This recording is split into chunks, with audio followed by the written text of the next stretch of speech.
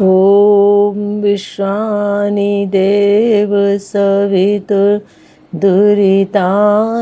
परासुव यद्भद्रं तन्नयासुव।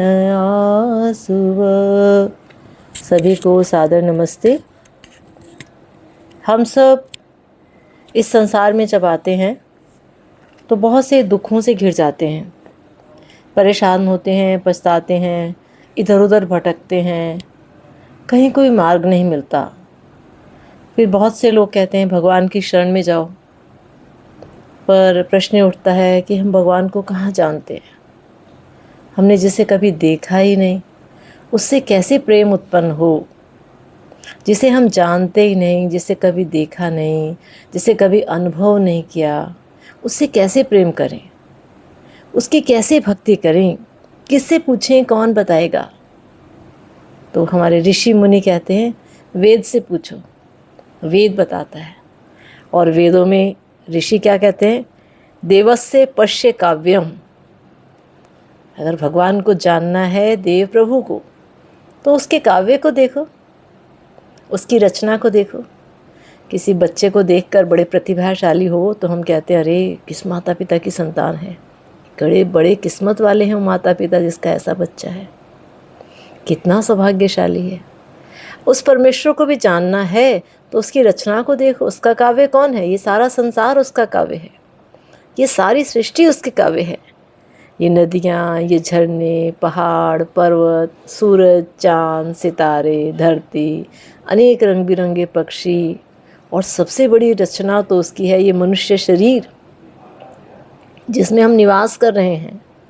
हम आत्मा हैं और आत्मा की बहुत कम शक्तियाँ हैं, बहुत कम शक्ति वाला है आत्मा, कुछ नहीं कर सकता। इच्छाएं बहुत कर सकता है, चाहता बहुत है, पर परमेश्वर ने यदि ये शरीर ना दिया होता, ये आँख, नाक, कान, मुंह ये सब ना दिया होता, ये हाथ पैर ना दिए होते, तो ये आत्मा कुछ भी नहीं कर सकता था। तो उस परमेश्वर का दिया हुआ ये सुंदर शरीर भी है, इसकी रचना देखिए और फिर सोचिए कि जिसने इतनी सुंदर रचना करी वो स्वयं कितना सुंदर होगा। और उस परमेश्वर का स्वरूप वेदों में समझाया गया हमें कि वो अजर है, अमर है, सर्वज्ञ है, सर्वंतर्यामी है, सर्वात्मा है, न्यायप्रिय है, फिर भी दयालु है। संसार के सब लोगों को बिना किसी लालच के निस्वार्थ भेंट प्रदान कर रहा है, निस्वार्थ दिन रात लगा हुआ है समाज की सेवा के लिए, हमारे कल्याण के लिए दिन रात काम कर रहा है।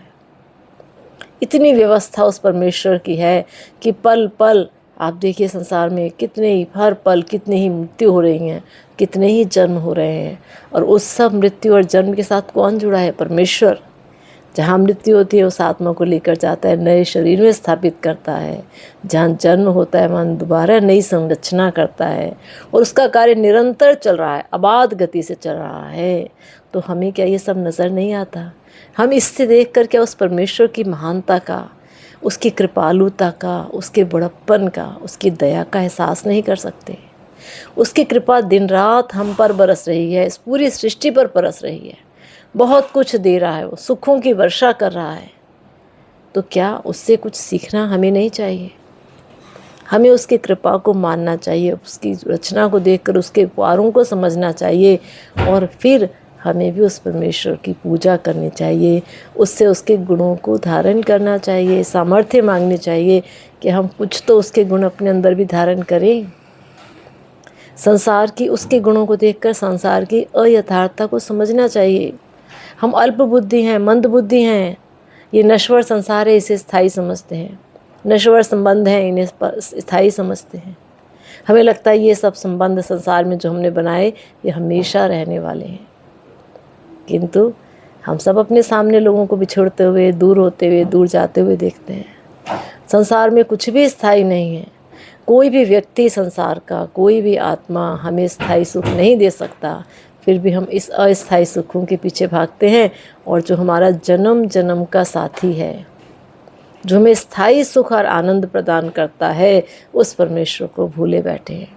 तो आइए विचार करें, उस परमेश्वर की शरण में आएं और वहीं पर सुख ढूंढने का प्रयास करें, क्योंकि जो वस्तु जहाँ होगी वहीं तो मिलेगी।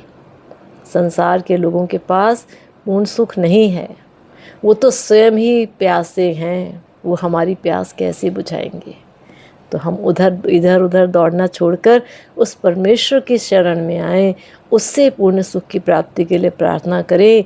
और वो तो हमारा स्थायी मित्र है, बंधु है, सखा है, हमेशा रहने वाला है। उससे हमारा अजर अमर का नाता है, कभी नहीं छोड़ता, कभी छोड़ के नहीं जाता, कभी धोखा नहीं देता। तो ऐसे उस परमेश्वर से नाता बनाएं, रिश्ता बनाएं, उसे अपना बंधु बनाएं, सखा बनाएं, मित्र बनाएं और संसार की छोटे मोटे कमजोरियों से, दुखों से मुक्ति पालें। इति ओम शांति।